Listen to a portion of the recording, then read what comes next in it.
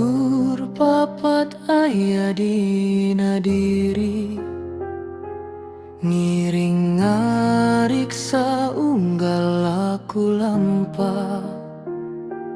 Timimiti nincaka ieu bumi, nyangking rasa hirup nu pinuh hikmah. Hati jadi pancer nu sajati, nangtung di tengah netepkeun diri. Lamun lempah temenang salah arah, nyangking budi sangkan tetep lembah.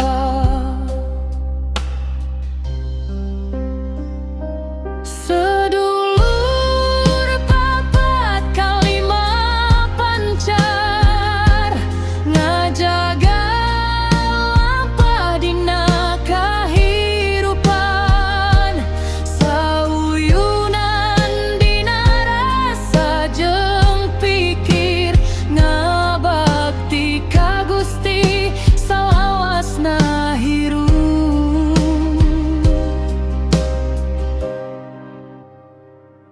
Nalika poek jalan kahirupan, maranehna jadi cahya dina batin.